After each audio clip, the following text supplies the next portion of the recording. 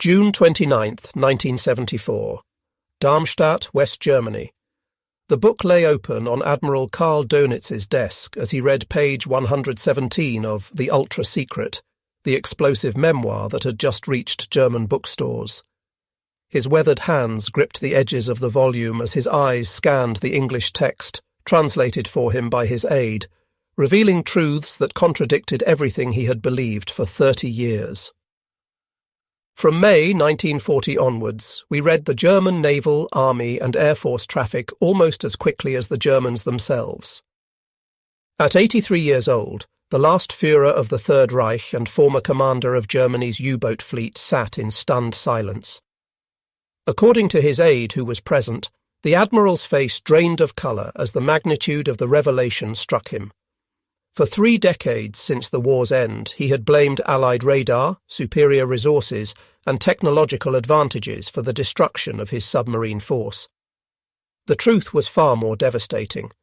Every order he had transmitted to his U-boats, every tactical innovation, every desperate attempt to win the Battle of the Atlantic, had been read by British intelligence often before his own commanders received them. Ich habe das schon immer geahnt.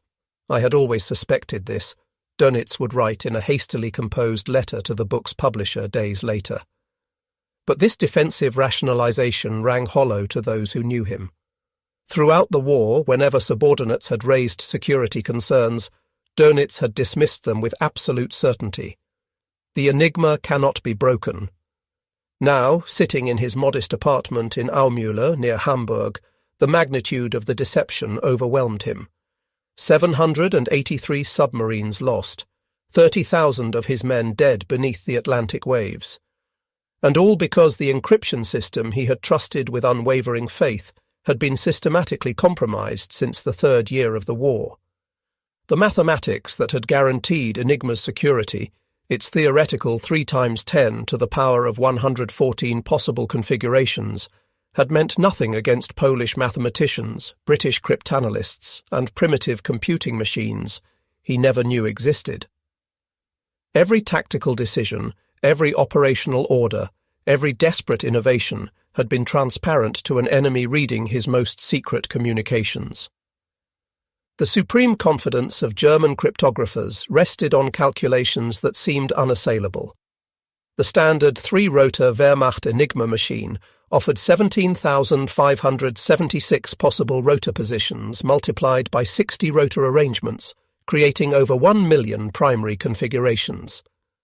When the plugboard connections were factored in, with their 150,738,274,937,250 possible combinations, the total number of configurations reached an astronomical 158,962,555,217,826,360,000 possibilities. Dr. Erich Hüttenhain, who headed the OKW/Chi, Oberkommando der Wehrmacht/Chiffrierwesen, the Wehrmacht's cipher department, understood the theoretical possibility of breaking Enigma through mathematical analysis.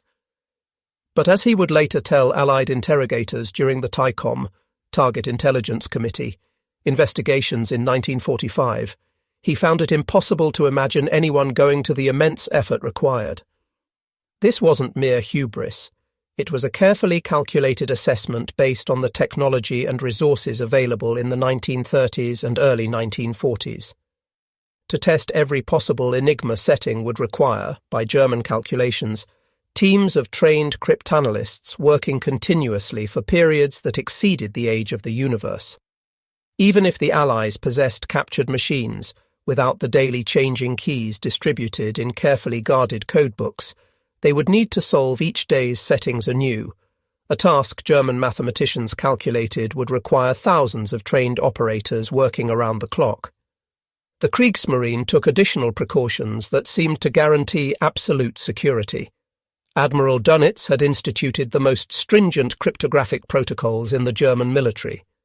Naval Enigma operators received specialized training at the Marine Nachrichtenschule in Flensburg-Mürwik, where they spent months learning not just the technical operation, but the security procedures that would supposedly make the system impregnable. Codebooks were printed in water-soluble red ink on pink paper that would dissolve within 30 seconds of water contact. Special weighted bags ensured the materials would sink immediately if thrown overboard. U-boat commanders carried personal sidearms with standing orders to shoot any crew member who failed to destroy cryptographic materials when capture seemed imminent. The introduction of the four-rotor M4 Enigma machine for U-boats on February 1, 1942, codenamed Triton by the Germans and Shark by Allied cryptanalysts, represented what German naval intelligence considered the ultimate evolution in cryptographic security. With 8 rotors to choose from, compared to 5 for other services, and the fourth rotor adding another factor of complexity, the number of possible configurations increased by a factor of 26.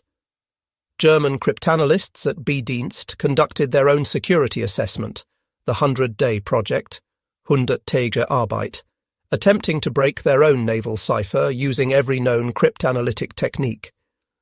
When all 3 attempts failed completely, Vice Admiral Erhard Mertens reported to Dönitz with complete confidence, "Our cipher does not appear to be broken." Throughout 1941 and 1942, inexplicable patterns began emerging that should have triggered alarm bells in German naval intelligence. Yet each incident was explained away, attributed to British radar, superior reconnaissance, or simple bad luck, anything except the possibility that Enigma had been compromised. The systematic destruction of German supply ships in the spring of 1941 represented the first major warning sign that went unheeded. Between March and June 1941, the Royal Navy intercepted and destroyed 7 of 9 German supply vessels stationed in remote areas of the Atlantic to refuel and resupply surface raiders and U-boats. The Bletchley, positioned 300 miles north of the Azores, was discovered on March 3rd. The SO Hamburg, hidden in a remote bay, fell on March 5th. The Egeland and Nordmark followed in quick succession.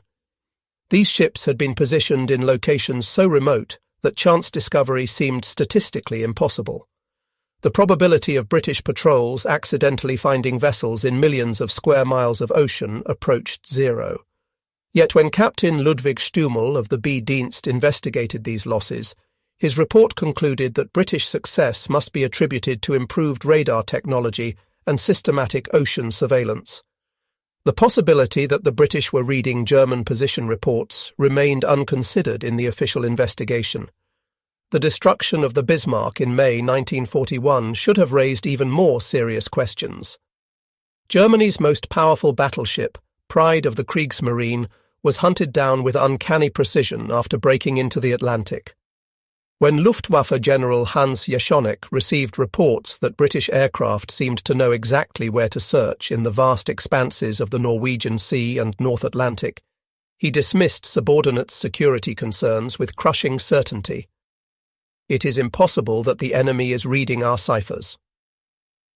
Our specialists have established this beyond doubt. But nowhere was the hidden catastrophe more evident than in the Battle of the Atlantic.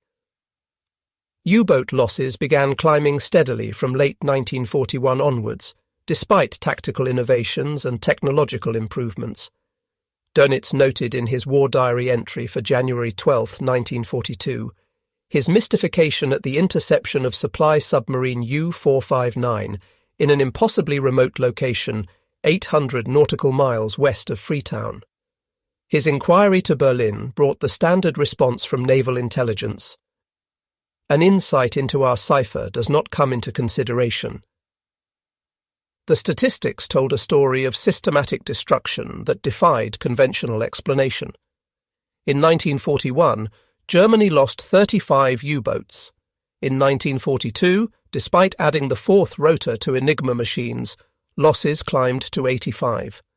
By 1943, they reached catastrophic proportions: 237 submarines destroyed in a single year. May 1943 alone, Black May, as German submariners called it, saw 41 U-boats sent to the bottom, representing over 1/3 of all boats at sea. Yet German analysts consistently found alternative explanations. When convoys began taking seemingly impossible evasive actions, avoiding wolf packs with uncanny precision, Dönitz blamed Allied aircraft equipped with new radar systems. When U-boats were caught on the surface with disturbing frequency, German scientists theorized that the British had developed radar capable of detecting submarines at ranges up to 60 nautical miles, a technological impossibility at the time, but more believable to German minds than cryptographic compromise. The mounting losses triggered increasingly desperate investigations by German intelligence, each more thorough than the last, yet all suffering from the same fundamental blind spot, the unshakable assumption that Enigma remained secure. The most telling investigation began after the capture of U-570 by the British on August 27, 1941. The submarine had surrendered to a British Hudson bomber after suffering damage south of Iceland, potentially intact with all its cryptographic materials. Captain Ludwig Stummel of B-Dienst was assigned to investigate the security implications. His investigation was meticulous, interviewing survivors, analysing the submarine's last messages, and reconstructing the probable timeline of its capture. Stummel's October 1941 report revealed the cognitive trap that would persist throughout the war. He acknowledged that if the British had captured the Enigma machine and codebooks intact, they could theoretically read German naval traffic. But he immediately dismissed this possibility. The acute disquiet about the compromise of our secret operation cannot be justified. Our cipher does not appear to be broken. His reasoning followed what seemed like impeccable logic. Even if the British possessed the machine and current keys, they would lose this capability when the keys changed on November 1st. Furthermore, proper protocol demanded the destruction of all cryptographic materials, and it must be assumed that the crew fulfilled their duty. What Stummel couldn't know was that U-110 had been captured intact 3 months earlier on May 9, 1941, providing the British with not just an Enigma machine, but the crucial codebooks and operating procedures. The boarding party from HMS Bulldog, led by Sub-Lieutenant David Balme, had found the submarine's radio room undisturbed, with codebooks spread on the table, and the Enigma machine still warm from use. Among the captured materials were the settings for high-level officer-only signals and the short signal codebooks, Kurzsignaler, that revealed how Germans compressed messages to defeat Allied direction-finding efforts. The investigation that should have exposed everything came in spring 1943, prompted by the catastrophic losses of Black May. Admiral Dönitz, desperate to understand why his wolf packs were being systematically destroyed, ordered the most comprehensive security review of the war. The investigation team, led by Korvettenkapitän Meckel, explored multiple hypotheses with impressive thoroughness. Their first theory involved the METOX radar warning receivers carried by U-boats. German scientists hypothesized that these devices might be re-radiating signals that betrayed submarine positions. A Focke-Wulf 200 Condor aircraft equipped with detection equipment confirmed that METOX emissions could indeed be detected at ranges up to 110 kilometers. All U-boats were immediately ordered to cease using radar detection equipment. When losses continued unabated, the investigation moved to the next theory. Perhaps, they reasoned, the Allies had developed infrared detection systems capable of spotting the heat signatures of submarine diesels.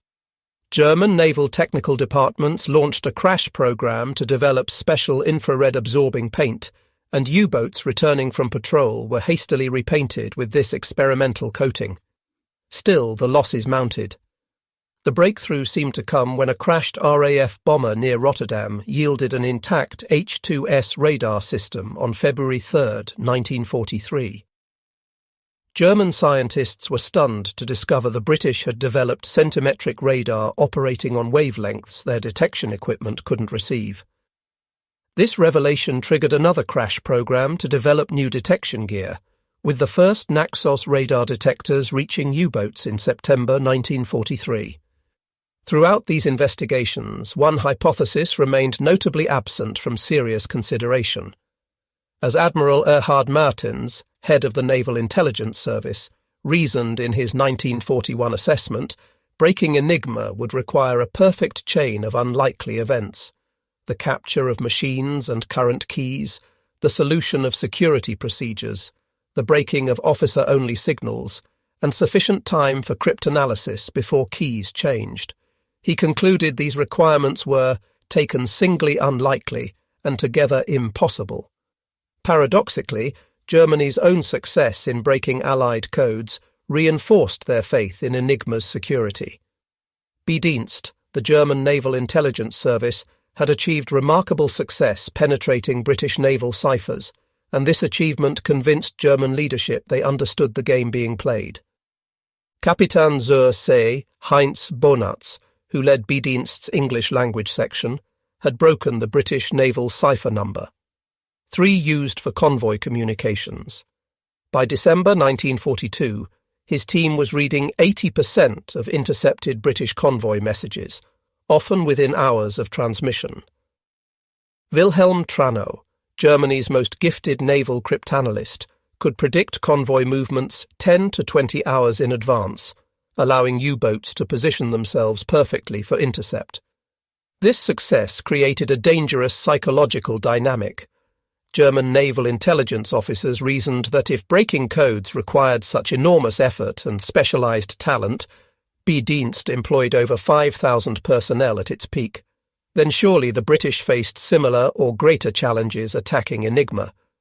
They knew from experience that even with captured codebooks, maintaining continuous access to enemy communications required constant vigilance and frequent failures when codes changed.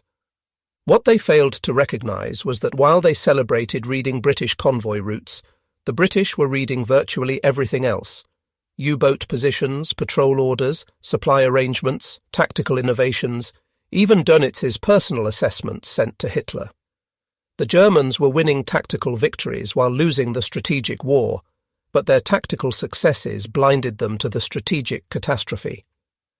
The supreme irony came in spring 1943, when Bedienst's success actually accelerated German defeat.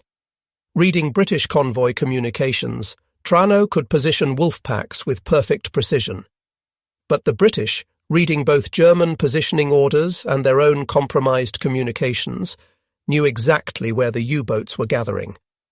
They would route convoys around the wolf packs while vectoring hunter-killer groups directly onto the waiting submarines. The Germans celebrated their code-breaking success even as their U-boats sailed into carefully prepared traps.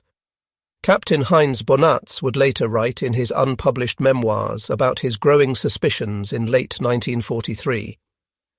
The enemy seemed to have an uncanny knowledge of our dispositions. Convoys would alter course at the last possible moment, always just beyond our patrol lines. Supply submarines were caught at remote refueling points. It was as if they could see our operations unfolding. Yet when he raised these concerns, he was told repeatedly that Enigma's security had been mathematically proven. The preservation of the ultra-secret, the code name for intelligence derived from broken Enigma traffic, represented one of the most successful deception operations in military history. Winston Churchill, who famously called Bletchley Park the goose that laid the golden eggs but never cackled, understood that the strategic advantage of reading German communications far outweighed any tactical benefit from acting on specific intelligence. The security architecture surrounding Ultra was unprecedented in its scope and effectiveness. Group Captain Frederick Winterbotham, appointed by the Secret Intelligence Service Chief Stuart Menzies, established the Special Liaison Unit SLU system in 1940. These units, eventually numbering 40 worldwide, maintained absolute control over ultra-intelligence distribution. Each SLU officer was personally vetted by Winterbotham and signed the Official Secrets Act with the understanding that violation meant execution for treason, even after the war ended. The physical security measures at Bletchley Park itself bordered on paranoia. The estate's 580 acres were surrounded by military police posts, with over 9,000 personnel working in complete compartmentalization. Codebreakers in Hut 8 working on naval Enigma had no knowledge of work in Hut 6 on Wehrmacht traffic. Even within huts, personnel knew only their specific task. A translator might spend years rendering German messages into English without knowing their source or significance. To mask the source of ultra-intelligence, the British created increasingly elaborate deceptions. The original cover story involved a fictional super-spy network codenamed Boniface, supposedly run by an anti-Nazi German officer in Berlin with access to highest-level communications. When acting on ultra-intelligence, false reconnaissance flights were routinely conducted to provide plausible discovery stories.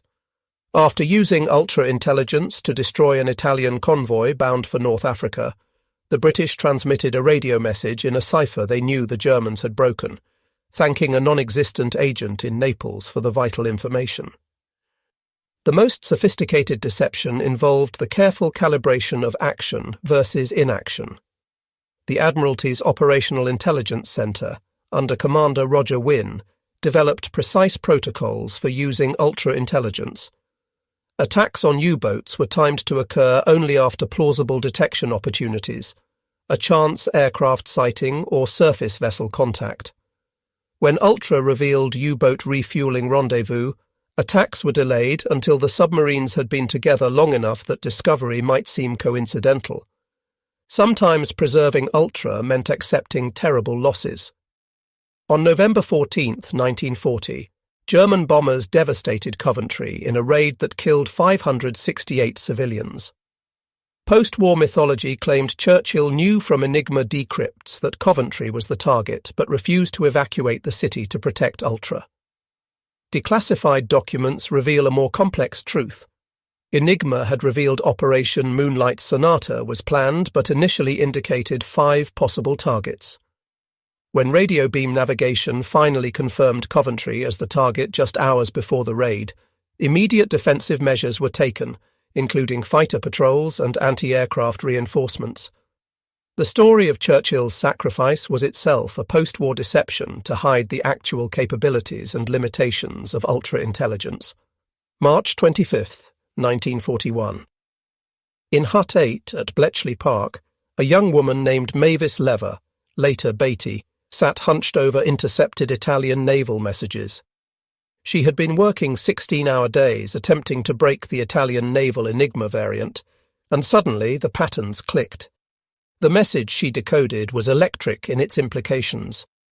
Today, 25th March, is day -3 for the start of the operation. Mavis immediately understood the significance. The Italian fleet was planning a major operation in exactly 3 days. Working through the night with her colleague Margaret Rock, she decoded additional messages revealing the complete Italian battle plan. Admiral Angelo Iachino would sortie with the battleship Vittorio Veneto, 6 heavy cruisers, and 17 destroyers to attack British convoys between Egypt and Greece. The intelligence reached Admiral Andrew Cunningham, commanding the British Mediterranean Fleet in Alexandria, within hours. Cunningham, a theatrical commander who understood the importance of deception, spent March 27th ostentatiously playing golf at the Alexandria Sporting Club, ensuring Italian spies would report the British fleet showed no signs of preparation. That night, after returning to his flagship HMS Warspite with studied casualness, he ordered the fleet to sea. The Italian fleet had no idea they were sailing into a carefully prepared ambush. British torpedo bombers from the carrier HMS Formidable struck first, damaging Vittorio Veneto and crippling the heavy cruiser Pola. When Italian cruisers Zara and Fiume returned to assist Pola after dark, they sailed directly into the guns of Cunningham's battleships at point-blank range. In minutes, both cruisers and 2 destroyers were destroyed. Over 2,400 Italian sailors died, including Admiral Carlo Cataneo and the captains of all 3 lost cruisers. Admiral Iachino, surviving aboard the damaged Vittorio Veneto, attributed the disaster to British radar superiority and lucky reconnaissance.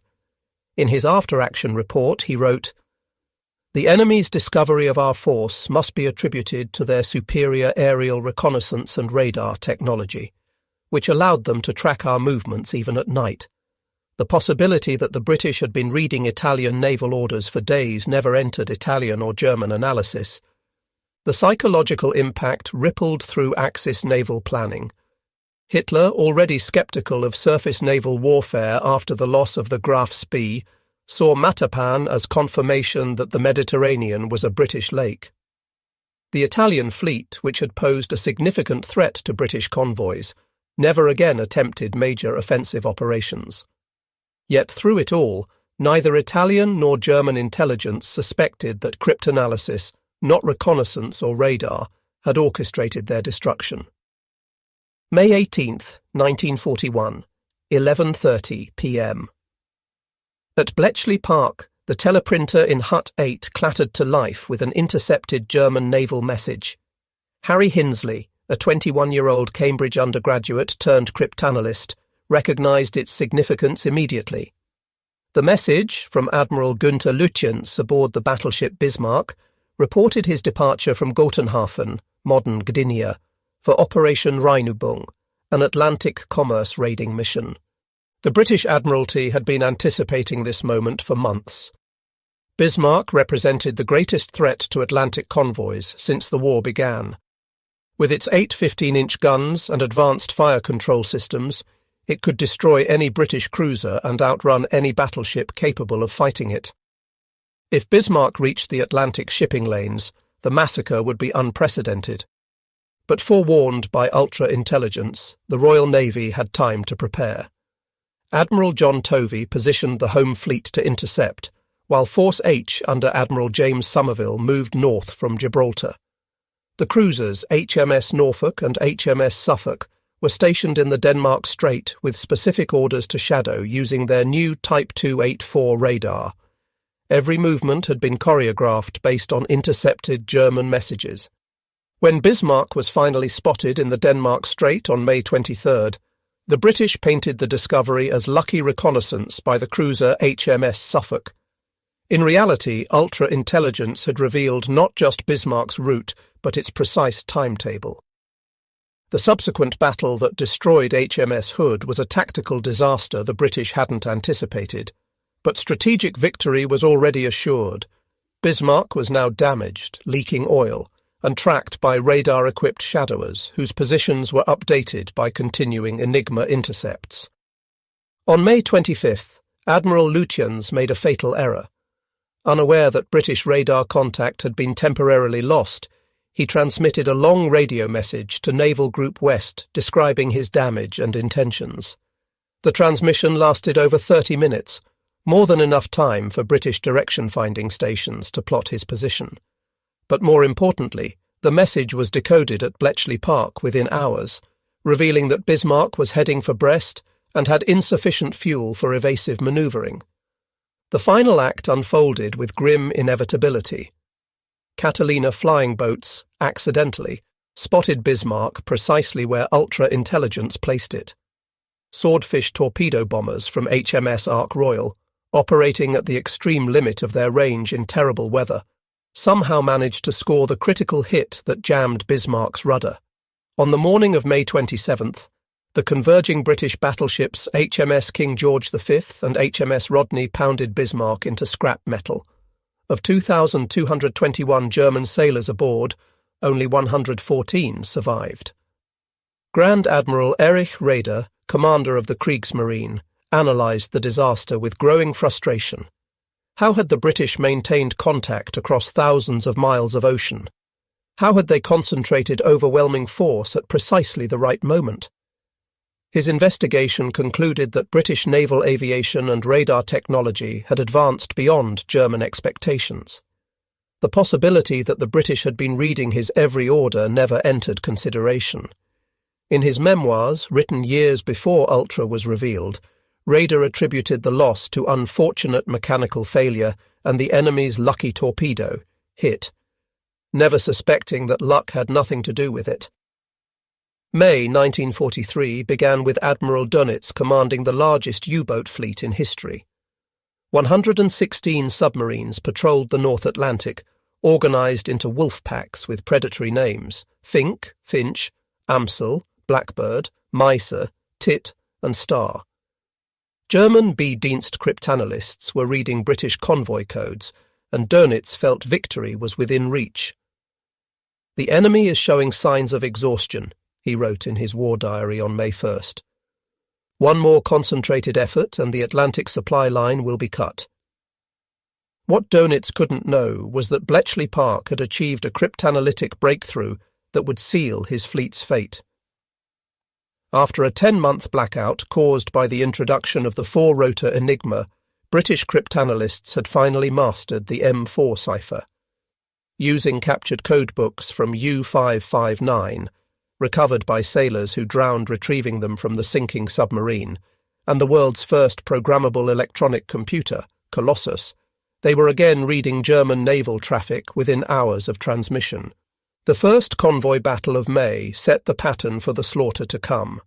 Convoy ONS-5, consisting of 42 merchantmen bound from Liverpool to Halifax, was spotted by U-650 on April 28th.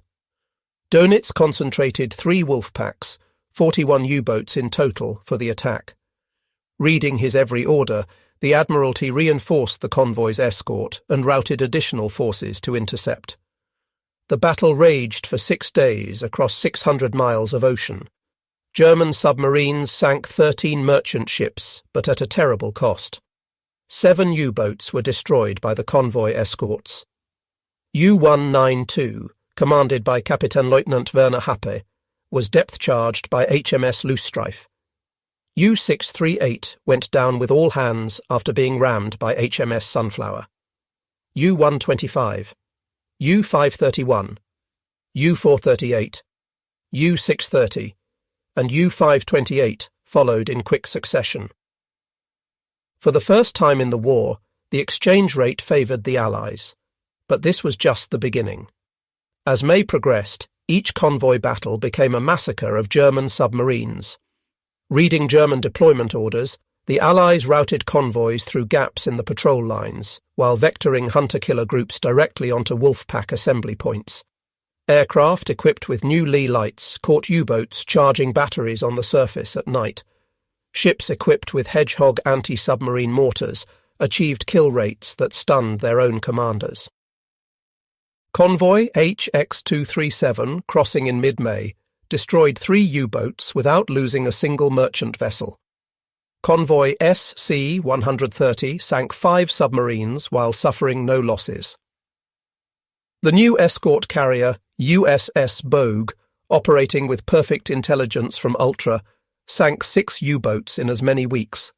German submarines were being destroyed faster than they could be replaced, and experienced commanders who had survived years of warfare were dying in waters they had once dominated. The statistics were catastrophic. In May 1943, Germany lost 41 U-boats, nearly 25% of its operational fleet. 7 were destroyed by aircraft in the Bay of Biscay, trying to leave or return to base. 6 were caught refueling from submarine tankers at coordinates revealed by Ultra. 12 were killed by convoy escorts that seemed to anticipate their every move. The youngest victim was U-209 on its first patrol, destroyed with all 50 hands on May 7th. The most experienced was U-192, whose commander had survived 12 previous patrols, sent to the bottom on May 6th. On May 24th, Dönitz issued the order that marked the effective end of the Battle of the Atlantic. All U-boats were to withdraw from the North Atlantic convoy routes and regroup in waters southwest of the Azores. In his war diary, he wrote, "We had lost the Battle of the Atlantic." He attributed the defeat to Allied radar and aircraft, never suspecting that his own communications had orchestrated the destruction of his fleet. One of the most remarkable aspects of the ultra-secret was how close the Germans came to discovering the truth, only to be deliberately misdirected by Allied intelligence. The most sophisticated of these deceptions involved the Lucy Ring, a Soviet spy network operating from Switzerland that seemed to have extraordinary access to German military secrets. Rudolf Rösler, codenamed Lucy, was a German refugee publisher living in Lucerne who ran a supposedly independent intelligence network. From 1942 onwards, Lucy provided Soviet intelligence with remarkably accurate information about German military operations, particularly on the Eastern Front. His reports included detailed Wehrmacht order of battle, offensive plans, and even verbatim texts of Hitler's operational directives, information so precise and timely that both German and Soviet intelligence suspected it came from highest-level sources within the Wehrmacht. German counterintelligence launched multiple investigations into the Lucy Ring, convinced they had a major traitor in their high command. The Abwehr and Gestapo investigated dozens of senior officers, including members of the Wehrmacht operations staff with access to Enigma traffic. What they never discovered was that Lucy's information came not from traitors, but from Bletchley Park, laundered through Swiss intelligence to disguise its true source. The British faced a delicate problem. Soviet forces desperately needed ultra-intelligence to counter German offensives, but Stalin was deeply suspicious of British motives and unlikely to trust intelligence from capitalist allies. Moreover, directly sharing Ultra with the Soviets risked exposure through their less secure communication methods and potential German agents within Soviet intelligence. The solution was elegant. Ultra-intelligence was selectively passed to Swiss intelligence, who fed it to Rösler with the cover story that it came from anti-Nazi officers in the Wehrmacht. Rösler then transmitted it to Soviet intelligence through his handler Alexander Rado. The Soviets, believing they had their own source independent of the Western Allies, acted on the intelligence with confidence. The Germans, discovering the accuracy of Lucy's reports through their own agents, launched investigations that pointed everywhere except Bletchley Park. Throughout 1943 and 1944, evidence of Allied foreknowledge accumulated to levels that should have been undeniable. Yet German investigators, trapped by their fundamental assumption of Enigma's security, consistently found alternative explanations. The systematic destruction of U-boat supply submarines provided the most obvious evidence. These milk cow submarines operated at secret refueling points in remote areas of the Atlantic, their positions known only to U-boat command, and the submarines they were scheduled to supply. Between June and August 1943, 10 of 14 supply submarines were destroyed, most caught at their refueling coordinates. U-459, destroyed on July 24th while refueling U-117, went down at a position 500 miles from the nearest shipping lane. U-489 was caught on August 4th at coordinates that had been transmitted just 48 hours earlier. Captain zur See Hermann Mohr, investigating these losses for naval intelligence, wrote in his report, "The probability of chance discovery of our supply operations is mathematically negligible. Either the enemy has developed detection capabilities beyond our current understanding, or we have a serious breach of security."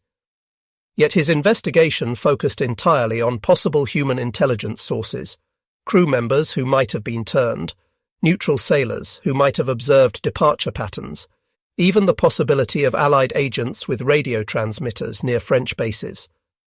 The idea that the British were simply reading German position reports was never seriously considered. Even more damning evidence came from the precision of Allied operations against new German weapons and tactics. When Germany introduced the acoustic torpedo in September 1943, designed to home in on convoy escort propellers, the Allies immediately deployed effective countermeasures, noise-making devices towed behind escorts that decoyed the torpedoes. The German explanation: Allied intelligence must have captured sample torpedoes from destroyed U-boats. When U-boats began using new Courier burst radio transmissions in 1944, compressing messages into less than half a second to defeat direction finding, Allied forces still managed to locate and attack submarines with disturbing accuracy. The German conclusion: the Allies must have developed direction-finding equipment capable of detecting even these brief transmissions. The Japanese naval attaché in Berlin, Captain Yokoi Tadao, provided perhaps the most telling observation. After analysing the pattern of Allied operations in 1944, he reported to Tokyo, The precision of enemy intelligence suggests they are reading German communications. This seems impossible given German security measures, but no other explanation fits the evidence. His report, intercepted and decoded by American cryptanalysts who had broken Japanese diplomatic codes, caused brief concern at Bletchley Park. Fortunately, German naval intelligence dismissed Japanese concerns as face-saving excuses for their own intelligence failures in the Pacific. Admiral Karl Dönitz represented perhaps the most tragic figure in the story of German cryptographic blindness. Widely regarded as a brilliant tactician and inspirational leader, his very competence became a barrier to recognizing the truth. His centralized command system, which he considered his greatest innovation, had become the instrument of his fleet's destruction. Dönitz had revolutionized submarine warfare through his Befehlstaktik, centralized tactical control from his headquarters. Using powerful radio transmitters, he personally directed Wolfpack operations from situation rooms in Lorient, Paris, and finally Berlin. Every U-boat commander reported position, fuel state, torpedo inventory, and contact reports. Dönitz would then orchestrate attacks like a conductor directing a symphony, vectoring boats onto convoys with precise timing and positioning. This system required constant radio communication, exactly what allowed Bletchley Park to track every U-boat in the Atlantic. Dönitz transmitted over 70 radio messages daily to his fleet, each one decoded by British cryptanalysts. His detailed orders revealed not just current positions, but future intentions, patrol patterns, and tactical innovations. Yet Dönitz's faith in his system never wavered. When subordinates questioned the wisdom of such extensive radio traffic, he responded with detailed technical explanations. The Enigma was unbreakable by computational standards. German radio discipline was superior to any navy in history. Short signal codebooks compressed messages to defeat direction finding. Frequency changes and call sign modifications prevented traffic analysis. In his mind, German technical superiority guaranteed security. His war diary reveals a commander increasingly frustrated by inexplicable Allied prescience, but never questioning his fundamental assumptions. Entry after entry describes convoys taking impossible evasive actions, escorts appearing at unlikely positions, aircraft catching U-boats at improbable moments. Yet his conclusions remained consistent. The Allies had more aircraft, better radar, superior resources. Never once did he write the obvious conclusion, "They are reading our mail." The psychological investment in his command system made recognition impossible. To admit Enigma was compromised would mean acknowledging that his entire approach to submarine warfare, the very innovation that had made him Hitler's chosen successor, had been fundamentally flawed. Every order he had given, every tactical innovation he had developed, every submarine he had sent to its death had been transparent to the enemy. The weight of such knowledge would have been crushing. Even after the war, before Ultra's revelation, Dönitz maintained absolute confidence in his wartime decisions. His memoirs, published in 1958, attributed U-boat losses to Allied material superiority and technological advancement. He calculated that Germany would have needed 300 submarines operational simultaneously to cut Britain's supply lines, never realizing that even 3,000 would have failed if the Allies continued reading his every command. May 9, 1946. International Military Tribunal, Nuremberg. Admiral Karl Dönitz stood in the dock, defending his conduct of submarine warfare before Allied prosecutors.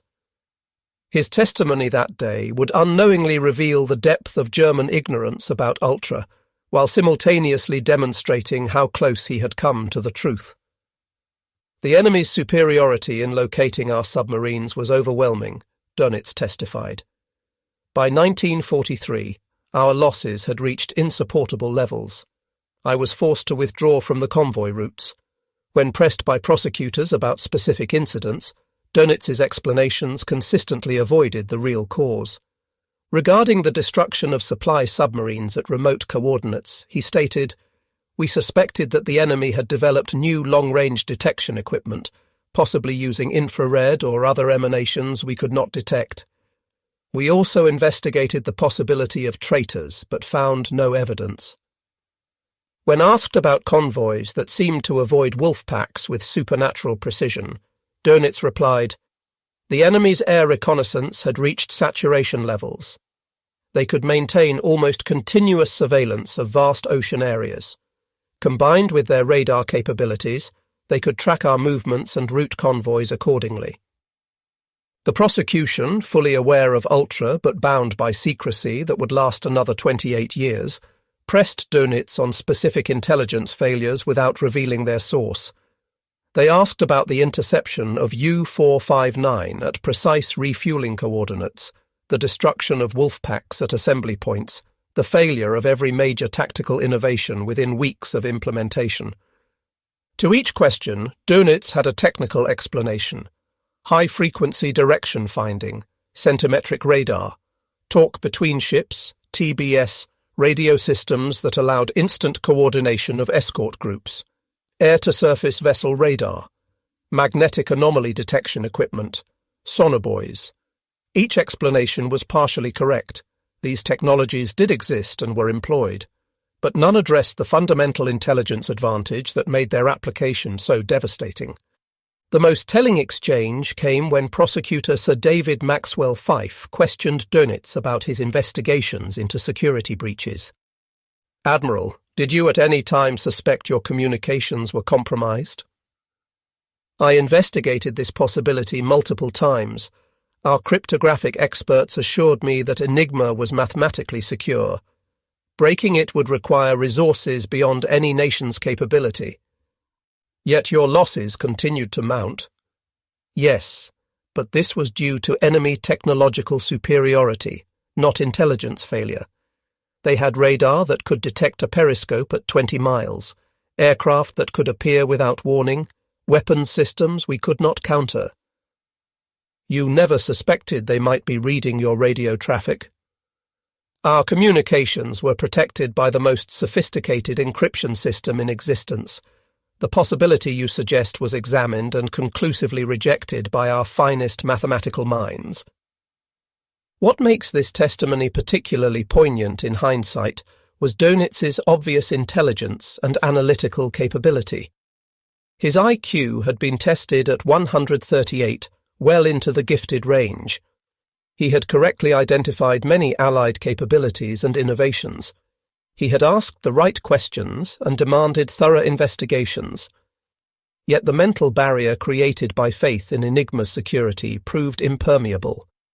Perhaps the most damning evidence of German institutional blindness came on August 10, 1943, when Swiss intelligence, neutral and generally reliable, provided an explicit warning that should have triggered immediate action. The Swiss intelligence service, through sources that remain classified to this day, had learned of Allied cryptanalytic success against German naval codes. Their report, delivered through diplomatic channels to Admiral Canaris of the Abwehr, was stark in its implications.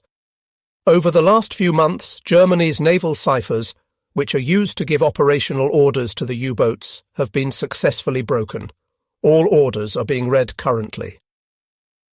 The German response revealed the depth of their psychological investment in Enigma's security.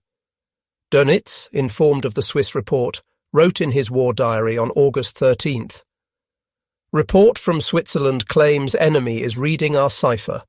This is unbelievable."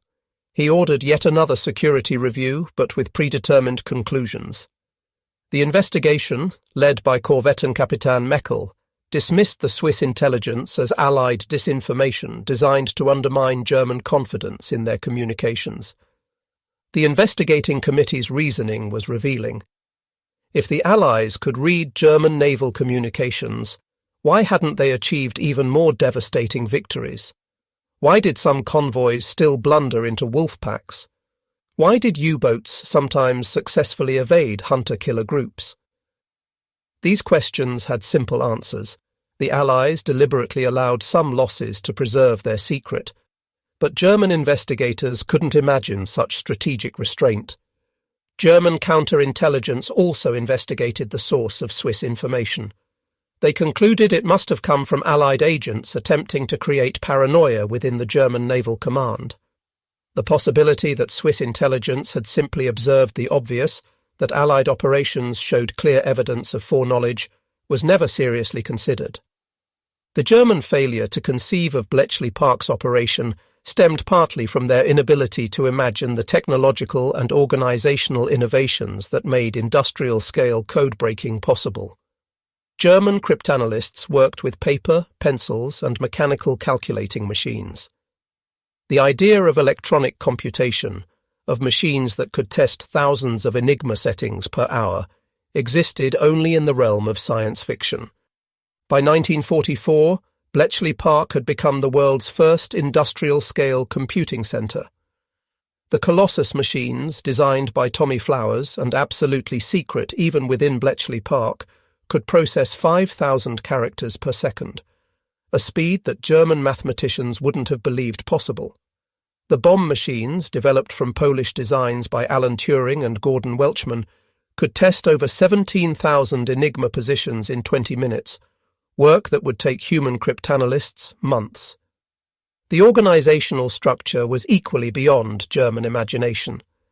Bletchley Park employed over 9,000 people by 1945, including 80% women who operated the machines, transcribed intercepts, and managed the vast filing systems that tracked millions of decoded messages. 3 shifts operated 24 hours daily, processing over 3,000 intercepted messages per day at peak capacity. Messages were prioritized by operational importance, with U-boat communications receiving highest priority for naval intelligence. The systematic approach to cryptanalysis would have amazed German experts. Every Enigma message ever decoded was filed and cross-referenced. Patterns in operator behavior were catalogued. Lazy operators who used girlfriends' names as message keys, predictable weather reports that provided cribs, standard military phrases that appeared in routine communications. The British had industrialized a process Germans still considered an art. German cryptanalysts later expressed astonishment at the resources devoted to breaking Enigma. Dr. Erich Hüttenhain, when interrogated by TICOM in 1945, and told of Bletchley Park's scale, reportedly said, "No wonder you broke it. You treated cryptanalysis like building bombers, mass production. We treated it like writing poetry, individual genius." A critical moment of near discovery came on November 30, 1943, when a British Lancaster bomber was shot down near Berlin. Among the wreckage, German investigators found something that should have triggered immediate alarm: a partially burned document containing what appeared to be German naval grid references and U-boat positions, dated just 48 hours earlier. Hauptmann Wilhelm Dommes of Luftwaffe Intelligence was assigned to investigate. The document was fragmentary, but clearly showed positions of 3 U-boats, U-391, U-238, and U-648, at coordinates that matched their actual locations on November 28th. This intelligence was far too precise and recent to have come from aerial reconnaissance or agent reports. Dommes's investigation was thorough, but ultimately misdirected. He concluded the British must have an extensive network of agents in French ports reporting U-boat departures and returns. Combined with direction-finding fixes on German radio transmissions, this could theoretically allow rough position estimates. The possibility that the British were reading actual German position reports was mentioned in his report, but dismissed with a single sentence. Cryptographic compromise has been ruled out by technical experts. The close call caused brief panic at Bletchley Park when they learned through ultra-intercepts that the Germans had recovered intelligence documents. Emergency procedures were implemented. For the next 3 months, ultra-intelligence was distributed with even more elaborate cover stories, and any intelligence that couldn't be plausibly attributed to other sources was withheld from operational use. The D-Day landings of June 6, 1944, represented Ultra's greatest triumph and the most complete failure of German intelligence. Despite the largest amphibious invasion in history, involving over 6,000 vessels and 150,000 troops in the first wave, German forces were caught completely by surprise. The preservation of tactical surprise when strategic surprise was impossible demonstrated the totality of Allied intelligence dominance. Through Ultra, the Allies knew exactly what German commanders believed. Every assessment by Field Marshal Gerd von Rundstedt, every defensive preparation ordered by Rommel, every intelligence estimate submitted to Hitler was read at Bletchley Park, often before German recipients decoded their own copies. This allowed the Allies to craft deception operations with surgical precision. Operation Fortitude, the deception plan that convinced Germans the main invasion would come at Pas de Calais, succeeded because the Allies could monitor German reactions in real time through Ultra. When German intelligence reported strong Allied forces massing opposite Calais, actually inflatable tanks and fictional radio traffic, the Allies could read German assessments and adjust their deception accordingly. When Germans expressed doubts, new evidence was provided to reinforce the deception. Even after D-Day began, ultra-intercepts of German communications revealed they still believed Normandy was a diversion. Hitler's refusal to release panzer reserves from Calais for 7 crucial weeks stemmed partly from intelligence assessments the Allies were reading and reinforcing through continued deception operations. German commanders were not just surprised, they were fighting a battle orchestrated by enemies reading their every thought. Admiral Theodor Kranke, commanding Naval Group West, would later write about the invasion's intelligence failure. "We knew nothing. Our reconnaissance was blind, our intelligence was deaf. The enemy appeared from nowhere with overwhelming force. He never suspected that rather than knowing nothing, the problem was that the Allies knew everything." By late 1944, accumulating anomalies should have shattered German faith in their communications security. U-boats equipped with new snorkel technology, allowing them to remain submerged for entire patrols, were still being caught with disturbing frequency. New acoustic torpedoes were countered before they achieved significant success. Tactical innovations were met with immediate Allied adaptations. Yet German investigations continued to find alternative explanations. When Schnorkel boats were destroyed, investigators blamed improved Allied sonar and magnetic anomaly detection. When new Wolfpack tactics failed, they attributed it to Allied air saturation of operational areas. When supply operations were consistently intercepted, they theorized about infrared detection of diesel exhaust or wake patterns visible from high altitude. The most telling incident occurred in March 1945, when U-866 was destroyed off the American coast just days after departing Norway. The submarine had maintained complete radio silence, using only Schnorkel and travelling a route known only to U-boat command. Its destruction at precise coordinates should have been impossible without communications intelligence. Yet the German investigation concluded American hunter-killer groups had achieved such density off their coast that detection was inevitable. Captain Günther Hessler, Dönitz's son-in-law and chief of U-boat operations, came closest to the truth in April 1945. In a staff meeting, he reportedly said, "Either the Americans have technology beyond our comprehension, or they are reading our thoughts." The response from Admiral Gott, Dönitz's chief of staff, was swift and dismissive. "Defeatist thinking will not be tolerated. Our communications remain secure." May 1945. As the Third Reich collapsed, Allied intelligence teams raced across Germany in Operation TICOM, Target Intelligence Committee, tasked with capturing German cryptographic personnel and materials before they could be destroyed or fall into Soviet hands. What they discovered was a mixture of sophisticated cryptanalytic capability and stunning blindness to their own vulnerabilities. The interrogation of Dr. Erich Hüttenhain, chief cryptanalyst of OKW/Chi, provided remarkable insights into German thinking. When told that the Allies had been reading Enigma traffic since 1940, Hüttenhain's first response was disbelief. Impossible. The mathematical complexity is insurmountable. When shown actual decoded messages, his shock was complete. but this would require thousands of people and resources beyond imagination. When interrogators explained the scale of Bletchley Park's operation, Huttenhein's response revealed the conceptual gap that had protected Ultra. "We calculated that breaking Enigma would require more resources than any nation would rationally devote to cryptanalysis. We never imagined you would treat it as a military priority equivalent to building aircraft or training divisions." Wilhelm Trano, the brilliant B-Dienst cryptanalyst who had broken British convoy codes, was equally stunned. During his TICOM interrogation, he admitted, "We knew something was wrong. Too many coincidences, too many lucky discoveries. But whenever I suggested cryptographic compromise, I was told I was being paranoid. Breaking Enigma was a mathematical impossibility." The interrogation of lower-level personnel revealed widespread suspicions that had been systematically suppressed. Radio operators reported that they had noticed patterns suggesting Allied foreknowledge.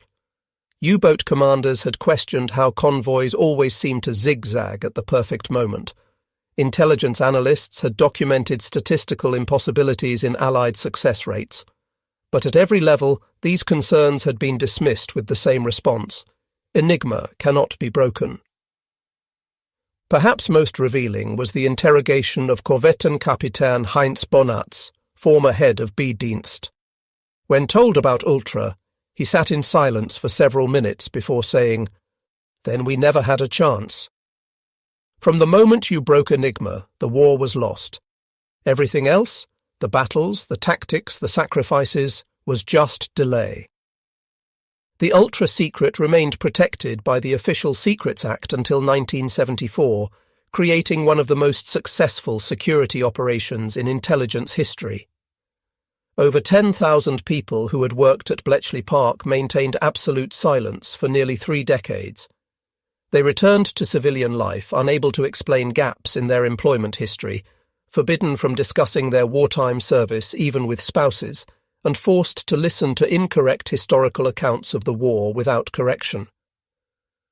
The secret's preservation served multiple purposes. During the immediate post-war period, British and American intelligence services were using captured Enigma machines to establish secure communications with developing nations who believed they were receiving state-of-the-art encryption technology. More importantly, the techniques developed at Bletchley Park were being applied to Soviet communications during the Cold War, and revealing these capabilities would have compromised ongoing operations. The human cost of this silence was significant. Brilliant cryptanalysts returned to academic positions without recognition for their groundbreaking work in computer science and mathematics. Women who had operated the Bombes and Colossus machines, performing work that laid foundations for the computer age, were unable to claim their place in technological history. Veterans who had served at Bletchley Park faced skepticism about their war service, unable to provide details about their contributions.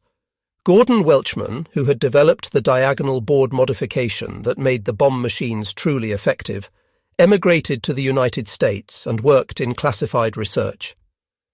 When he finally published his memoir, The Hut 6 Story, in 1982, he faced threats of prosecution under the Official Secrets Act, despite the general declassification of Ultra.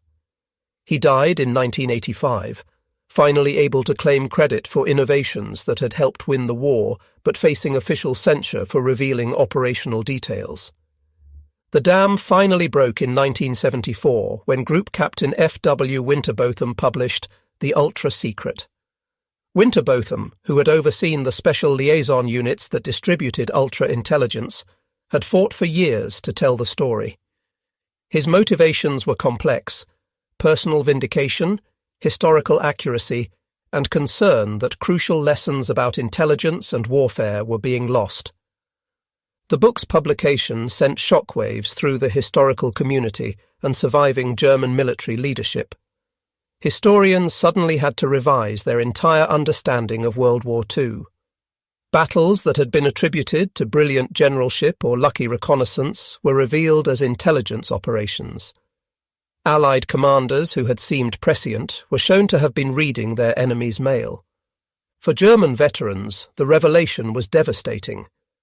General Adolf Galland, former commander of the Luftwaffe fighter force, reportedly said, "For 30 years I have been wondering how the Allies always seemed to know where we would be. Now I know, they were reading our orders before we were." Admiral Dönitz's reaction was particularly complex. In his hastily written response to Winterbotham's publisher, he claimed to have always suspected communications compromise. But this claim contradicted his own war diary, his post-war memoirs, and the testimony of subordinates who confirmed his absolute faith in Enigma throughout the war. The psychological need to retroactively claim suspicion revealed the depth of the wound to professional pride. The most dramatic confrontation with the truth came at a 1978 intelligence history conference in Germany, where former adversaries met publicly for the first time. The conference, hosted by the German Marine Institute, brought together British cryptanalysts from Bletchley Park and German intelligence officers who had operated Enigma systems.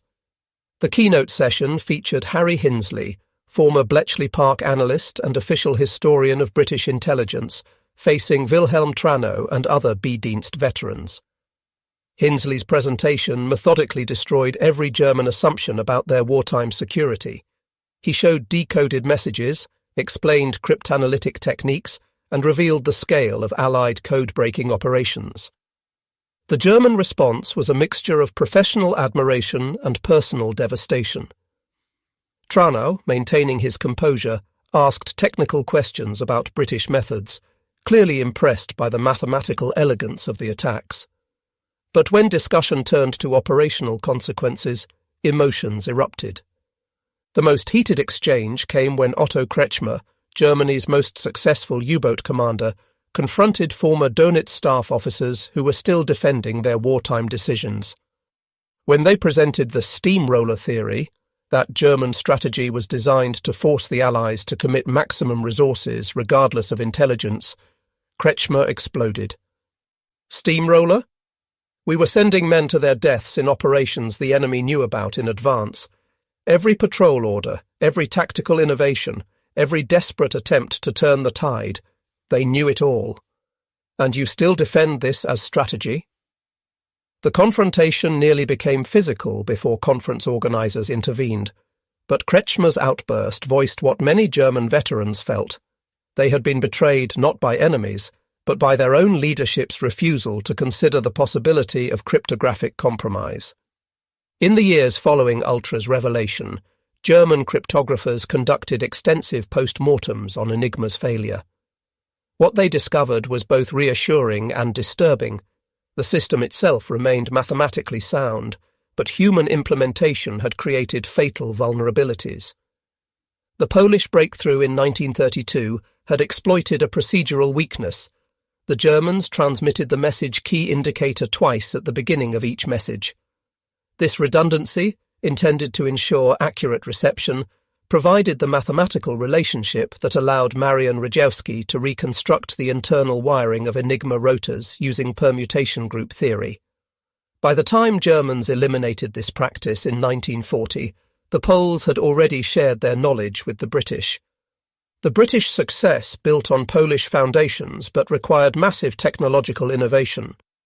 The Bombe machines designed by Turing and Welchman exploited the fact that no letter could encode to itself, a fundamental characteristic of Enigma's design. By testing possible rotor positions against known or guessed plaintext, cribs, the bombs could eliminate impossible settings at electronic speeds. German security procedures, though elaborate, actually aided British cryptanalysis. The prohibition on repeating rotor positions for consecutive days meant British cryptanalysts could eliminate yesterday's settings from consideration.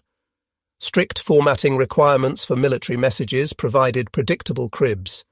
Weather reports always began with the same phrases, supply requests followed standard formats, and daily situation reports contained repetitive elements. Most damningly, German confidence in Enigma led to poor operational security. Messages were transmitted containing information that appeared in other, less secure communications. When B-Dienst broke British convoy codes, German U-boat headquarters would transmit British convoy positions through Enigma, providing perfect cribs for British cryptanalysts who knew their own convoy locations. Military historians have spent decades analysing Ultra's impact on World War II's outcome. Sir Harry Hinsley's official assessment that Ultra shortened the war by at least 2 years, and possibly 4, has become the consensus view. But the implications go far beyond temporal calculations. Ultra fundamentally changed the nature of warfare.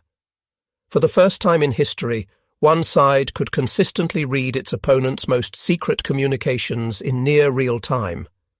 This wasn't tactical advantage, it was strategic omniscience. Every German offensive from 1941 onwards faced opponents who knew their plans, strength, and often their specific objectives days or weeks in advance. The Battle of the Atlantic provides the clearest measure of Ultra's impact. Historians calculate that Ultra intelligence saved between 300 and 500 merchant ships, approximately 1.5 to 2 million tons of shipping. Without these losses, Britain would have faced starvation by mid-1941. The ability to route convoys around wolf packs meant the difference between British survival and German victory. In North Africa, Ultra intelligence allowed Montgomery to fight the Battle of Alam el Halfa with perfect knowledge of Rommel's plans.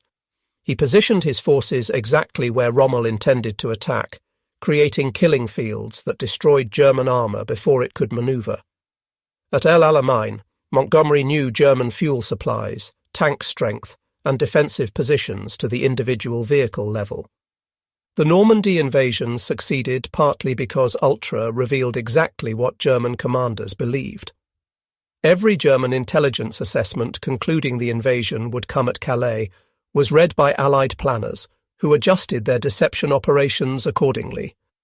German reinforcement orders were known before local commanders received them, allowing Allied forces to interdict before German units could reach the front. The most tragic aspect of German ignorance about Ultra was the human cost. Hundreds of thousands of German servicemen died in operations doomed from conception because their orders had been decoded before they received them. U-boat crews suffered the highest proportional losses of any German service, 75% casualties among the 40,000 men who served. They sailed into battles where Allied forces knew their exact positions, their fuel states, their torpedo loadings, and their intended targets. They fought with incredible bravery against impossible odds, never knowing the odds were impossible because their enemies could read their mail. Luftwaffe pilots flew into ambushes prepared days in advance. Transport aircraft carrying desperately needed supplies to encircled forces were intercepted with such regularity that crews called themselves flying coffins.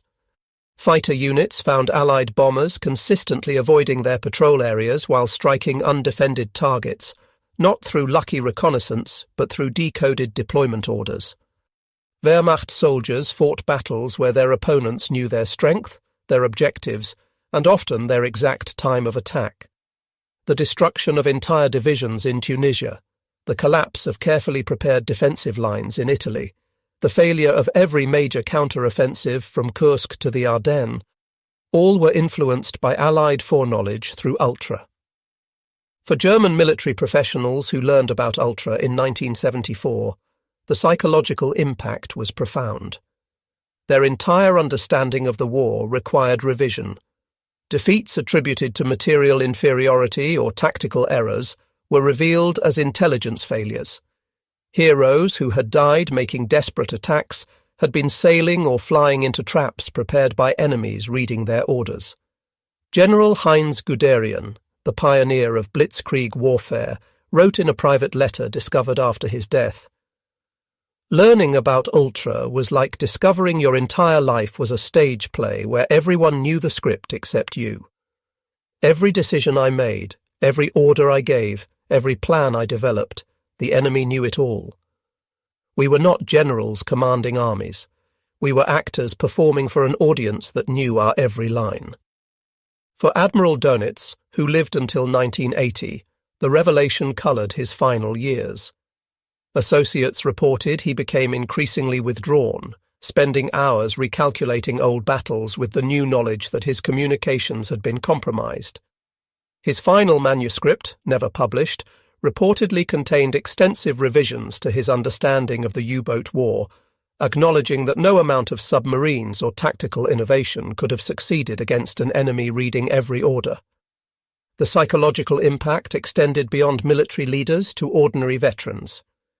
U-boat survivors formed support groups to process the knowledge that their service had been doomed by communications intelligence rather than military failure.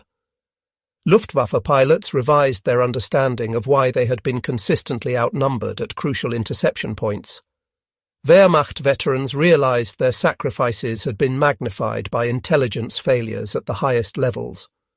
The German failure to detect Enigma's compromise offers profound lessons about institutional blindness and the dangers of absolute certainty. The Wehrmacht's investigation apparatus was sophisticated, thorough, and staffed by intelligent, dedicated professionals, yet they failed completely because they couldn't question fundamental assumptions.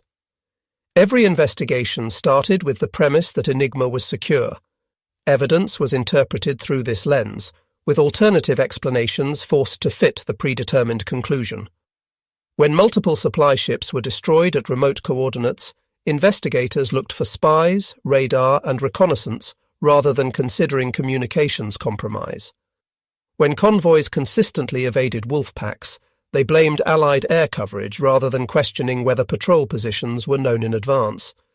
The compartmentalization that protected Enigma also prevented comprehensive security analysis.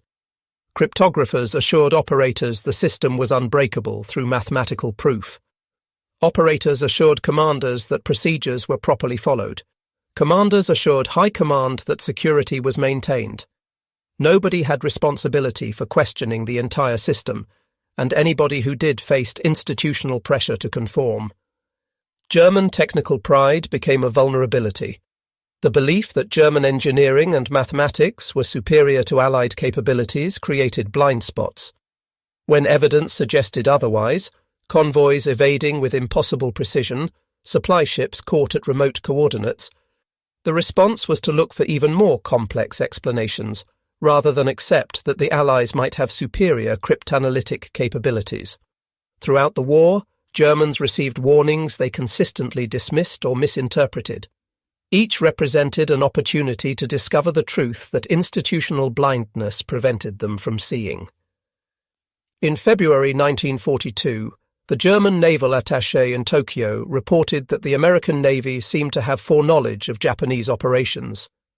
The Germans dismissed this as Japanese excuse-making for their Pacific defeats, never considering that if Americans were reading Japanese codes, they might also be reading German ones. Swiss intelligence warnings in August 1943 were explicit. German naval codes were compromised. The German response was to investigate the source of Swiss information rather than the substance of their warning. They concluded the Swiss had been fed disinformation by Allied intelligence, never considering that neutral Swiss observers had simply noticed the obvious pattern of Allied foreknowledge. Even within German intelligence services, suspicions were systematically suppressed. When B-Dienst analyst Lieutenant Friedrich noted statistical impossibilities in convoy routing patterns, his report was buried with a note that mathematical analysis alone cannot determine intelligence sources. When U-boat commanders reported that convoys seemed to anticipate their positions, they were told to maintain better radio discipline rather than question whether their messages were secure. The greatest irony of the Enigma story lies in the German B-Dienst's success. While Germany remained blind to Enigma's compromise, B-Dienst successfully broke numerous Allied codes throughout the war. They read British convoy codes, American diplomatic traffic, and Soviet military communications. This success should have taught them that codes could be broken, that communication security was always vulnerable, that cryptanalytic success was possible with sufficient resources and determination. Instead, their success reinforced their blindness. German cryptanalysts knew how difficult code-breaking was, how many resources it required, how often it failed. They projected their own limitations onto the Allies, assuming that if Germany struggled to break Allied codes despite massive effort, the Allies must face even greater challenges attacking the superior Enigma system. Wilhelm Trano's success reading British convoy codes convinced him he understood the limits of cryptanalysis. He knew that even with captured codebooks, maintaining continuous access required constant effort and frequent failure when codes changed. He couldn't imagine the Allies had industrialized the process, turning cryptanalysis from art to science, from individual genius to mass production. The B-Dienst's tactical successes ultimately contributed to strategic failure. Reading convoy codes allowed precise positioning of wolf packs, but these positions were then transmitted through Enigma to U-boats, providing perfect cribs for Bletchley Park. German tactical intelligence victories accelerated their strategic intelligence defeat. After Ultra's revelation in 1974, German military historians undertook comprehensive reassessments of World War II operations. The results were devastating to traditional narratives of German military competence and Allied material superiority. The Afrika Korps defeats in North Africa, previously attributed to supply difficulties and Allied numerical superiority, were revealed as intelligence operations. Rommel's supplies were interdicted because the Allies knew exactly when and where supply ships would arrive. His tactical innovations failed because Montgomery knew his plans before German division commanders received them. The Battle of Kursk, the largest tank battle in history, was reconsidered in light of ultra-intelligence. Soviet forces knew the exact timing, strength, and objectives of the German offensive weeks in advance. What appeared as brilliant Soviet defensive preparation was revealed as foreknowledge through British-supplied ultra-intelligence, laundered through the Lucy spy ring in Switzerland. The failure of the Atlantic Wall to stop D-Day was reinterpreted knowing that every German defensive preparation was known to Allied planners. Rommel's obstacles, Rundstedt's reserve positions, Hitler's strategic assumptions, all were transparent to an enemy reading their most secret communications. The Atlantic Wall hadn't failed because of Allied material superiority, but because its every weakness was known and exploited. Even German victories required reassessment. The initial success of the Ardennes offensive in December 1944 occurred partly because bad weather prevented ultra-intelligence from reaching forward commanders in time. When weather cleared and communications resumed, Allied forces knew exactly where German spearheads were heading and could position reserves accordingly. As the 1970s progressed, aging German intelligence officers who learned about Ultra provided invaluable testimony about their wartime blindness. Their accounts, collected by historians before this generation passed away, offer unique insights into the psychology of intelligence failure. Heinz Bonatz, former head of B-Dienst, admitted in a 1979 interview, "We were too clever for our own good. We knew so much about cryptanalysis that we couldn't imagine anyone knowing more. We saw patterns that suggested compromise but explained them away with increasingly complex theories. The simple truth, they were reading our messages, was too terrible to contemplate." Dr. Erich Hüttenhain, the Wehrmacht's chief cryptanalyst, reflected in 1976. The mathematics were correct. Enigma was unbreakable, given the computational resources we imagined possible. We never imagined the British would devote thousands of people and millions of pounds to the task. We thought like engineers, not like desperate enemies fighting for survival. Otto Kretschmer, the legendary U-boat ace who survived the war after his capture in 1941, provided perhaps the most poignant reflection. We sailed into death thinking we were warriors. We were actually victims of our leader's blindness. Every patrol was compromised before it began. Every tactical innovation was known to the enemy before we implemented it. We fought with courage against mathematics, and mathematics won. The children and grandchildren of German World War II veterans faced their own reckoning with Ultra's revelation.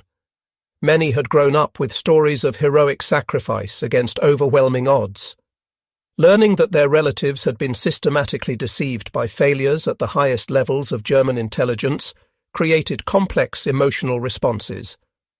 Hans-Peter Dönitz, the Admiral's grandson, wrote in his 2003 memoir, "My grandfather went to his grave believing he had done everything possible to win the Battle of the Atlantic.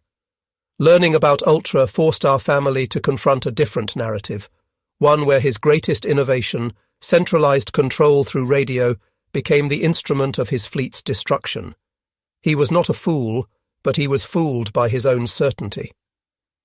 Veterans associations struggled to process the implications. The U-Boat Veterans Association, Verband Deutscher U-Boot-Fahrer, held special sessions in the 1970s and 1980s where historians explained Ultra's role in the Battle of the Atlantic. Many veterans initially rejected the information, unable to accept that their sacrifices had been magnified by intelligence failures. Others found strange comfort in learning that their defeats weren't due to personal failures, but to systematic compromise at the highest levels. The story of Enigma's compromise influenced post-war German cryptographic development in profound ways. The Bundeswehr, established in 1955, implemented communication security protocols specifically designed to prevent another Enigma-style intelligence catastrophe. German cryptographers abandoned the assumption of cryptographic invulnerability, instead assuming all communications could potentially be compromised and implementing defensive measures accordingly. Multiple encryption systems were used simultaneously, with critical information fragmented across different channels. Radio silence became standard procedure, except when absolutely necessary, reversing the Wehrmacht's reliance on continuous communication. The psychological impact on German intelligence services persisted for decades. The BND, West Germany's intelligence service, operated with almost paranoid communication security, sometimes hampering operations through excessive caution. The trauma of Enigma created an institutional culture that assumed compromise rather than security. Professional military historians spent the decades following Ultra's revelation completely reconsidering World War II's European theatre. Battles previously analysed for tactical lessons required complete reinterpretation, knowing one side had consistent intelligence superiority. The German General Staff's vaunted operational excellence appeared less impressive when their opponents knew German plans in advance. The Wehrmacht's early victories from 1939 to 1941, achieved before consistent ultra-intelligence, stood in stark contrast to systematic defeats from 1942 to 1945, when Enigma was thoroughly compromised. Individual German commanders required reassessment. Rommel's reputation as the Desert Fox survived partially intact. His tactical brilliance remained even when strategically compromised by Ultra. But others, particularly Dönitz, saw their historical standing diminished. His innovative Wolfpack tactics and centralized command, once considered revolutionary, were revealed as fatal vulnerabilities that accelerated defeat. Allied commanders also required reassessment. Montgomery's methodical approach at El Alamein appeared less cautious, knowing he had complete intelligence about German positions and strength. Eisenhower's broad front strategy seemed more reasonable given ultra-intelligence about German reserves and intentions. What appeared as generalship was often intelligence advantage. Despite extensive post-war analysis, one mystery persists. How did German intelligence, generally competent and occasionally brilliant, fail so completely to detect Enigma's compromise despite overwhelming evidence? The answer lies not in individual failure, but in systemic blindness created by multiple reinforcing factors. Computational certainty became dogma. Technical pride prevented consideration of Allied superiority. Institutional momentum suppressed individual doubts. Compartmentalization prevented comprehensive analysis. Alternative explanations, however unlikely, seemed more plausible than accepting total communications compromise. Most fundamentally, the psychological cost of accepting Enigma's compromise would have been unbearable. It would mean every operational plan was known to the enemy, every tactical innovation was compromised before implementation, every order sent thousands of men to predictable death. The human mind rebels against such terrible knowledge, finding any alternative explanation preferable to confronting systematic, comprehensive failure. In 1979, 5 years after Ultra's revelation and 1 year before his death, Admiral Karl Dönitz gave his final interview about the intelligence failure that had destroyed his U-boat fleet. Aged 88, the last Führer of the Third Reich had spent 5 years wrestling with the knowledge that his every command had been transparent to his enemies. "You ask if I suspected," he said, his voice still carrying traces of Prussian authority. "Of course I suspected." We all suspected something, but suspicion and knowledge are different things. To suspect the enemy has advantages is military prudence. To know your every thought is revealed to him is madness. He paused, looking out the window of his Aumühle apartment at the peaceful German countryside, so different from the Atlantic battleground where his men had died. Could we have won if we had known? Number. By the time Enigma was thoroughly broken in 1941, the war's outcome was determined. But we might have lost differently. We might have saved lives by changing tactics, by accepting defensive positions, by acknowledging reality instead of fighting phantoms. The greatest tragedy, he continued, was not that we lost, but that we never knew why we were losing. We blamed technology, resources, air power, everything except the truth. 30,000 of my men died in submarines, many in operations the enemy knew about before my commanders received their orders. They died bravely, fighting an enemy who could read our thoughts. His final words on Ultra carried the weight of bitter experience. In war, the greatest enemy is not the opposing force, but your own certainty. We were certain Enigma was secure. That certainty killed more of my men than all the depth charges and aircraft in the Allied arsenal. The final accounting of Enigma's impact can be measured in stark statistics that reveal the magnitude of German blindness. Enigma machines and security. Over 100,000 Enigma machines produced between 1920 and 1945. 159 quintillion theoretical configurations for the 3-rotor Wehrmacht version. 10 to the 23rd power possible configurations for the 4-rotor naval M4 variant. Daily key changes requiring new solutions every 24 hours. Over 1,200 different radio networks using distinct Enigma keys by 1944. The breaking operation Polish Cipher Bureau broke Enigma initially in December 1932. Bletchley Park operational from August 1939. Peak staff of 9,000 personnel by January 1945, 80% women. 200 bomb machines operational by war's end. 10 Colossus computers built, world's first programmable electronic computers. Daily intercept capacity, 5,000 plus messages by 1944. Average time from intercept to decoded intelligence, 2.5 hours by 1945. German losses attributable to Ultra. 783 U-boats lost from 1,162 commissioned, 67.4% loss rate. 30,000 submarine personnel killed from 40,000 who served, 75% casualty rate. 41 U-boats lost in May 1943 alone, Black May. 14.67 million tons of Allied shipping saved through convoy routing. 500 plus merchant ships saved by evasive routing based on Ultra. 76,875 Luftwaffe aircraft destroyed. Ultra contributed to targeting. 237 U-boats lost in 1943, peak year of Ultra effectiveness. German investigations that failed, 15 plus major security investigations between 1941 and 1945.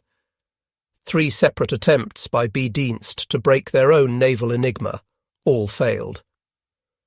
5 different alternative theories pursued: radar, infrared, direction finding, spies, traitors. 0 investigations that seriously considered Enigma compromise. One explicit warning from Swiss intelligence, August 1943, dismissed.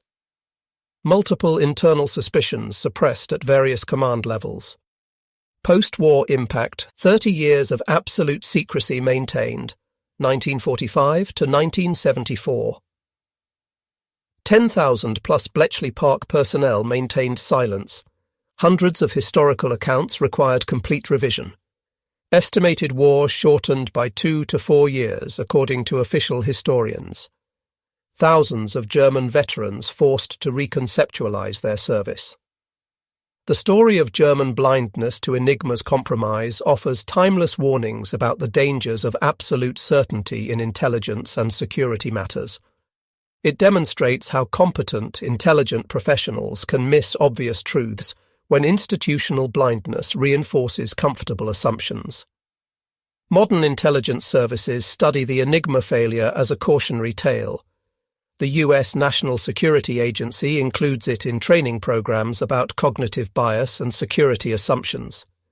The British GCHQ uses it to teach the importance of challenging fundamental premises. Military academies worldwide analyze it as the supreme example of intelligence failure despite overwhelming evidence. The German failure wasn't technological. Their cryptographic mathematics were sound. It wasn't procedural. Their security protocols were elaborate and generally well executed. It wasn't intellectual. German cryptanalysts were among the world's best. The failure was psychological and institutional. The inability to question fundamental assumptions despite mounting evidence they were wrong. In our modern age of cyber warfare and electronic surveillance, the Enigma story carries renewed relevance.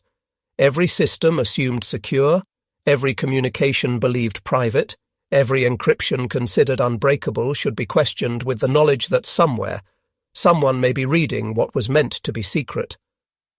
The Germans' certainty in Enigma killed thousands and prolonged a war.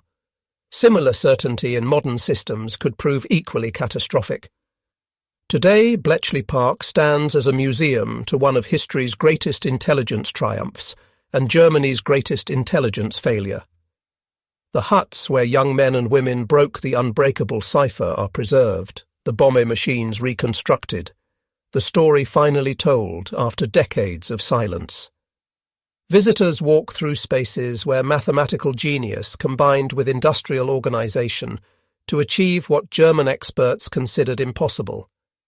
They see the cramped conditions where thousands worked in absolute secrecy, knowing they held war-winning intelligence but unable to speak of it even to family members.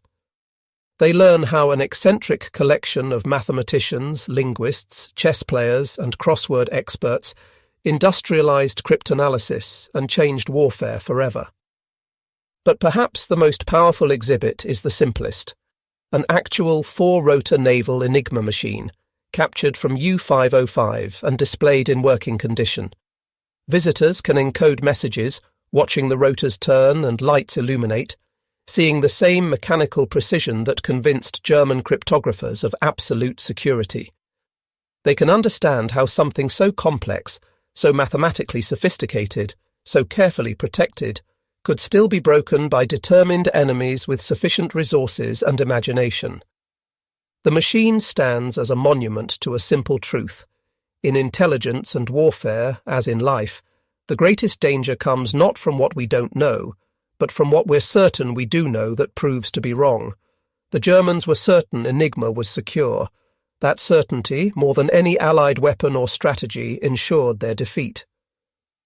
In the guest book at Bletchley Park, among thousands of entries from visitors worldwide, one stands out. Written in neat German script in 1995, it reads, "My grandfather commanded U-604, lost with all hands in August 1943. For 50 years I believed he died fighting overwhelming Allied technology. Now I know he died because his orders were read by enemies before he received them. The tragedy is not that Germany lost, but that we never knew we had already lost. The heroes of Bletchley Park deserve our respect, but the lesson of Enigma deserves our constant remembrance." It is signed simply, "A German grandson who finally understands." The story of how Germans never knew the Allies had cracked Enigma is ultimately a story about the frailty of certainty, the danger of institutional blindness, and the devastating cost of refusing to question fundamental assumptions. It reminds us that in intelligence, in war and in life, the most dangerous enemy is often our own unexamined certainty about what we know to be true. The 30,000 German submariners who died beneath the Atlantic waves, the thousands of Luftwaffe pilots shot from skies where enemies knew they would be, the Wehrmacht soldiers who fought battles orchestrated by opponents reading their orders, all were victims not just of war, but of an intelligence failure so complete that it remained hidden from those who most needed to know it. The secret of Ultra was kept for 30 years after the war ended. But the greater secret, how German certainty in their security blinded them to obvious compromise, offers lessons that remain relevant as long as nations keep secrets and assume their communications are secure. The Enigma machine, once the pride of German cryptographic ingenuity, now stands as history's greatest monument to the danger of absolute certainty in an uncertain world. The Germans never knew. That ignorance, maintained despite overwhelming evidence to the contrary, represents one of history's most consequential intelligence failures. In the end, the Allies didn't just break Enigma, they broke it while maintaining such perfect secrecy that their enemies never suspected their thoughts were an open book. That achievement, preserved through the silence of thousands and the careful choreography of deception, stands as perhaps the greatest intelligence victory in the history of warfare. The story ends where it began, with an old admiral in 1974, holding a book that revealed truths that destroyed everything he had believed about why he lost the war. Karl Dönitz's stunned silence that day was not just for the men he had lost, or the war that had been doomed from the moment Enigma was broken. It was the silence of recognition. That certainty itself had been the enemy, and that in war, as in life, what we don't know can destroy us more surely than any enemy we can see.